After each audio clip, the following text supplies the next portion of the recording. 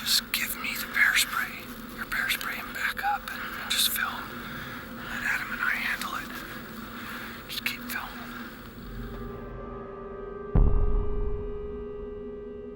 This week, you'll be tagging along on a journey into the grizzly-infested backcountry of western Wyoming for a hunt that truly embodies the Eastmans' legacy.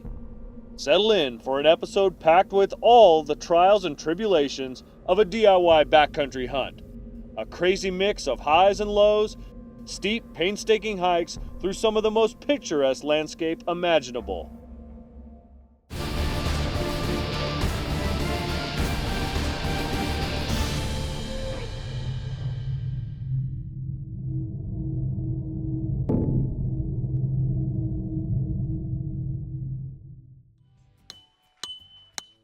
September 15th found us setting up base camp in an old familiar location.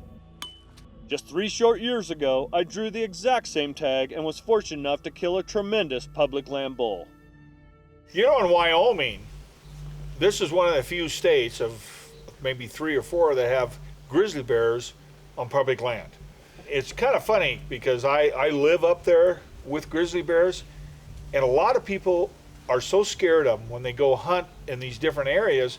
They use horses and they don't get off their horse and they go back to camp where there's a trailer. They think a grizzly bear is waiting to ambush them, and it's the craziest thing. Well, a guy gets a permit, he puts in for this area, and it has grizzlies, and it's a DIY, it's public land. You've had that a couple times, haven't you? Yeah. How many like times 5 have you had that? That's you've taken four times, I think. You've taken some 4 or really 5. good bulls. Like anything, you get to know an area, especially with elk. Once you know the area, you learn it, you know where they like it. Certain times of the year, it becomes more and more automatic. During the 3 phases, because you archery hunt in different places than your rifle hunting. Yep. And that's what happened on Yep. this hunt, wasn't it?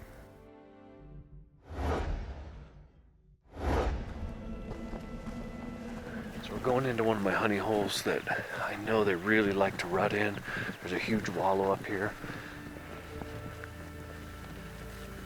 These elk, when they rut, their temperature goes through the roof. They get really high temperature, so they roll around in there to cool themselves off, muddy themselves up.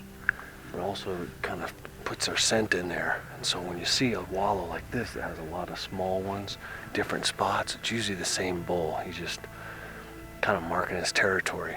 These are all 6 to 8 feet across, just where one bull's just kind of rolled around a little bit. He hasn't really muddied it up and caked himself up. So by October 1st, these wallows will be blown out to 20, 30 feet around and in diameter. As the fog began to roll in, a distant bugle broke the silence.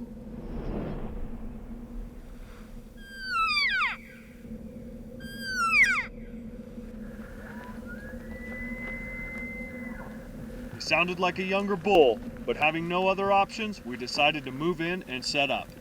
There he is. See him? Don't.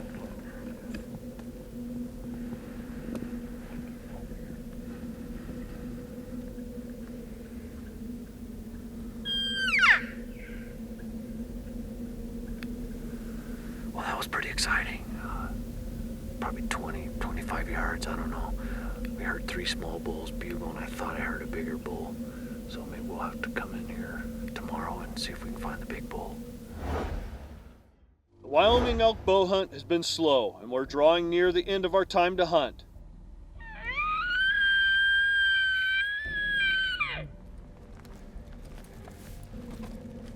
After covering miles of country, hiking, glassing, and calling, we finally struck up a bugling bull on the 4th day of the hunt.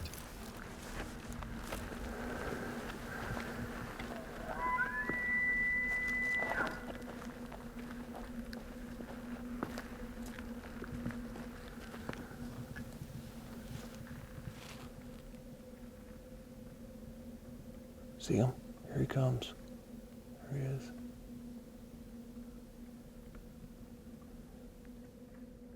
Unfortunately, as often is the case in the steep, varying topography of the Rocky Mountains, swirling wind currents blew our cover. This is the last day of the hunt. With bugling activity at a standstill, we decided to back out to a good vantage point and break out the spotting scope in hopes of locating a bull to hunt during the rifle season in a few weeks. As luck would have it, it wasn't long until we turned up a big bull feeding through a virtually inaccessible, isolated pocket on the mountainside a few miles in the distance. Here's what we do on rifle season. Hike up to that knob in the middle. Just camp there so you can see, both sides and just wait for him.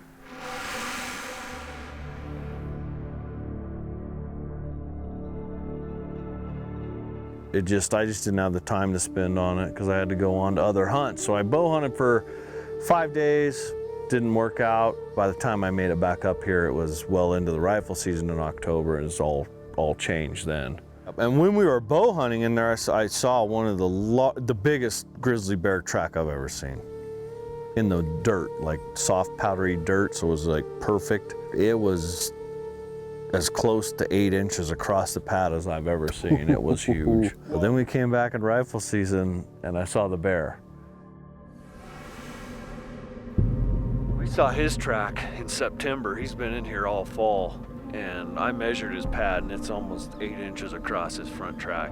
So you wouldn't want to meet him coming down the trail when you're headed up, I'll tell you that right now. After that, we hiked into a spot, and boy, those guys, the guys I was with, they weren't from around here. They're a little cagey once we got in there. And the guys, they don't get they get a little panicky, but when it starts to get dark, that's when stuff gets a little panicky. That's a big grizzly. Just what you want to see when you're elk hunting, right? Luckily, this huge grizzly was headed in the opposite direction of our bull. Let's do it. We got a bull up here that Adam spotted yesterday. Came back in this morning, found him again this morning. It's 4 o'clock. Takes about an hour to get there, but it should be perfect timing to wait for him to come out. And if he comes out on that hillside, he's going to be toasted, so we better get hiking.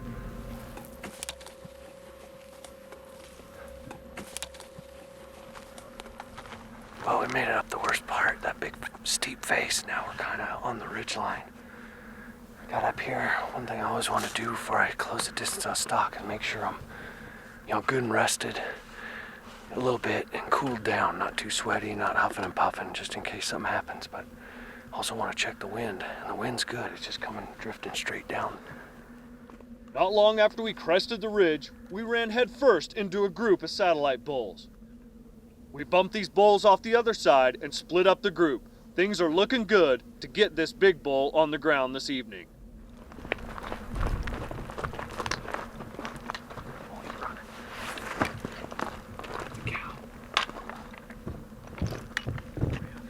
See him? He's going up toward the cow. He's coming up. See him? He's gonna pop out right now. He's gonna come out. He's coming up to the cow. The cow's 340. You ready? He's walking in. 359. You got him. Got him in the front shoulder. Hit him again.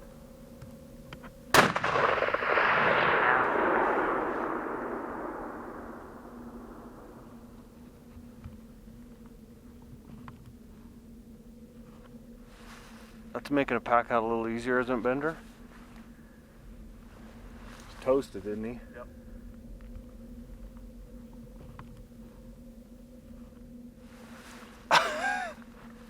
Although the shot was only a little over 300 yards, the hike over to the bull was probably twice that.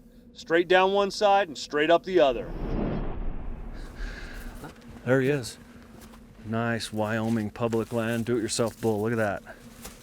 We'll come back in the morning and pack him out, but we're going to leave him whole. We're going to gut him up right here. We'll come back first thing in the morning, pack him out. Hopefully there's not a bear on him. Couldn't be happier. Got him gutted out and taken care of, and now it's time to walk back to the truck in the headlamps. Loaded full of meat. No, we left it there to come get it the next morning, but you got to walk out to the truck with blood up to your elbows in the dark after you'd seen an 8-foot grizzly a little earlier in the day and let me tell you, those boys weren't too far behind. Well, the bull's just right up here. Looks like the birds found it, but I don't think there's a bear on it, because usually, although Bender's a little nervous, you can tell. But usually you can tell bears on it. If the birds are in the air, they won't come in with the bears there, so. Well, here he is, the bull from last night. We finally got him drug out from underneath the tree. Just a really nice public land, do-it-yourself Wyoming bull.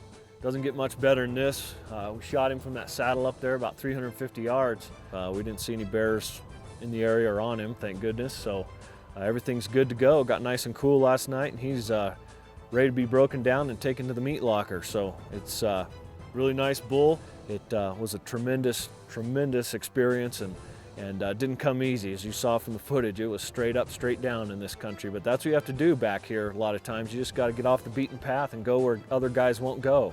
I mean, you can't get horses or four-wheelers in here, and that's why these elk are in here. So just a real trophy, and I couldn't be happier. So we're gonna get him broke down and packed out of here. Got the crew from the office here to help me. We had a great time back here, and now it's time to get the work started. So until next time, remember, fair chase is the only way to hunt and take trophy big game. We'll see you next week right here on Eastman's Hunting TV.